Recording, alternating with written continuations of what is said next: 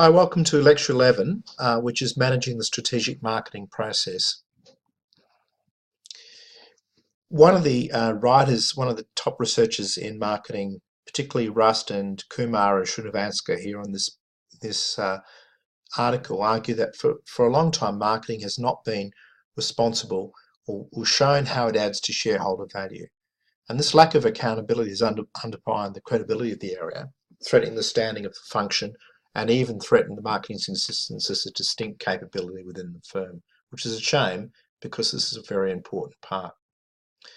This is probably because implementation is probably not done as well as it should be, and the way it's organised is not better. So we're now looking at the implementation and the strategy control part of the marketing strategy process. Sorry about that. Okay, so the lecture examines the processes in terms of resource allocation, implementation, and then finally working out that the plan is working and if corrective action needs to be taken. So the evaluation and control and taking corrective action, as I said, when plans go awry. So the resource allocation for any plan is a two-part process. Firstly, there is a high-level decision made about the total budget size and the reallocation regarding the innovation portfolio or marketing. That's usually done at a corporate level and along with upper management and board approval. This then leads to the strategic marketing allocation of the allocation of resources to enable marketing related activities. So any sort of ask or any request for funds should really then be linked to financial results. So really the key here is to show what marketing actions in terms of customer reactions, increased sales, increased margins, product market impact, position in the market, brand reputation, then leads to financial results. Another way this may be assessed is by looking at the return on marketing investment in terms of what's often called customer lifetime value. And this can be by increased customer attraction and retention over a longer period of time, something that banks and any organisation which has a subscription-based model would look at. So implementation, the first stage of, once we've decided what to do, is to then develop a project management approach specifying what has to be done, who in particular, which department, which individuals are responsible for its completion, and when. Now, when is important because often actions in marketing will need to be staged. For example, development of products, services, campaigns, distribution arrangements, all need to be set up before a product is launched. And this should be captured in the following flowchart, which is also available in the template for this course. In structuring the marketing department then, really the first issue is there should be organisational-wide coordination, clearly defined responsibilities, some core activities. Marketing should be the role of everybody within the organisation and the chief overall experience CEO of the organisation. McKinsey's, who are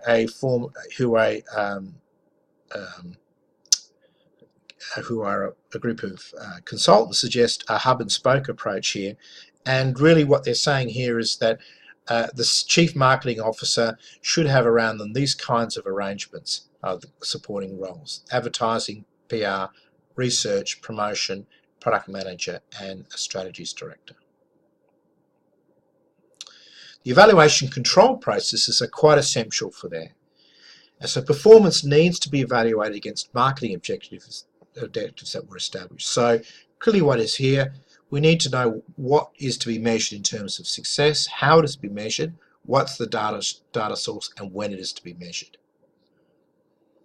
And so these are important aspects of any implementation of plans. And when they don't work very well, it's often when evaluation and control breaks down.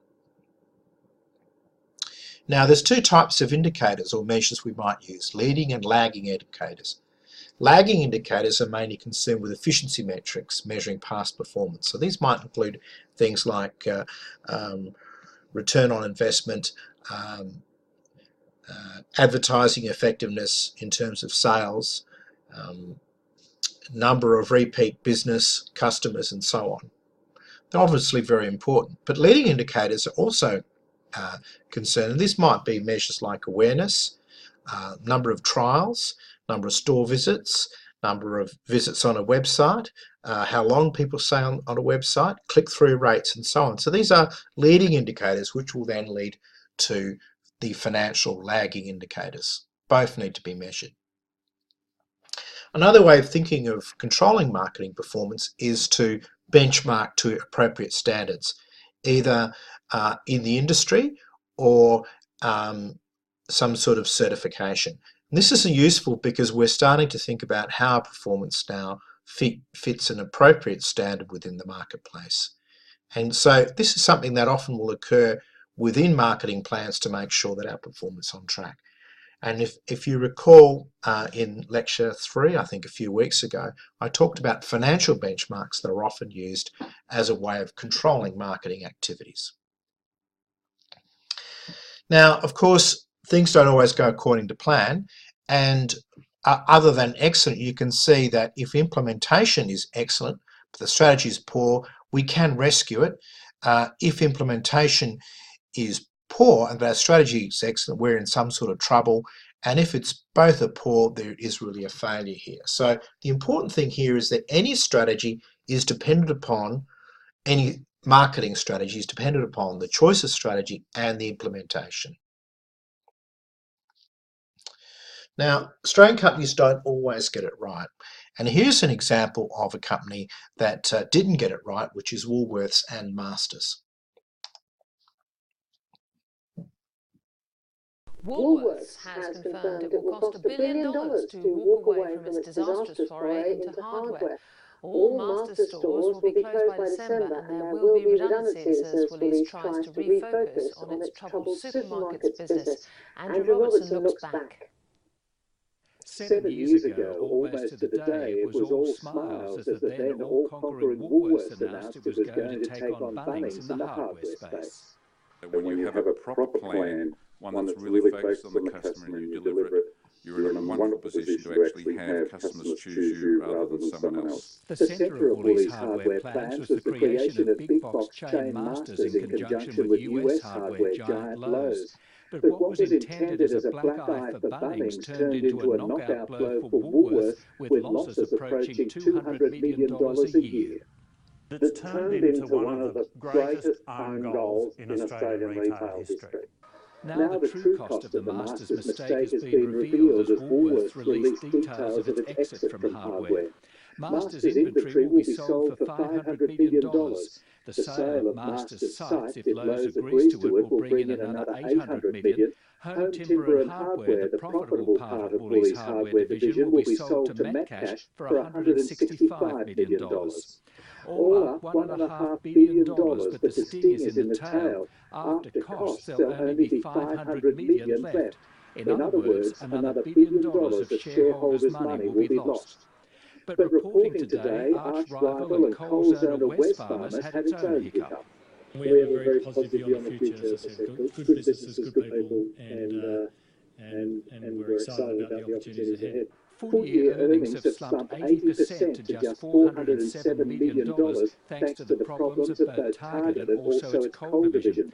As a result, Wesfarmers is the latest company to cut its dividend. We think having the 95% final payout is still a very strong payout, and it's appropriate in the circumstances.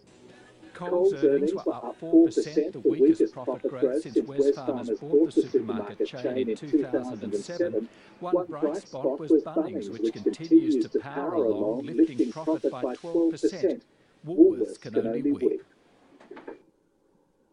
Okay, so Masters Hardware, what went wrong there? Well, it was a combination of a US-type marketing approach of mixing up white goods and along with DIY products. Also, that the people who worked there were very scripted and didn't really offer free advice, unlike the Bunnings approach, a very much an American kind of approach here. But essentially, it was the wrong kinds of services and products were put into the stores. Also, the stores are very close to Bunnings, and so there was a lot of price competition. So the important thing here, and you also saw the problems, by the way, with Target and Coles, is the Australian companies don't get it right. But one of the things that was talked about was both the importance of strategy development and implementation. So marketing performance can also be seen as part of a holistic system where the customer's perspective and its impact on the finances also drives internal business perspectives on what operations they need to do, and that the company adapts the business model as they go along, perhaps something that didn't really happen with Masters. That's it for now. I hope you've enjoyed this presentation on implementing marketing strategy.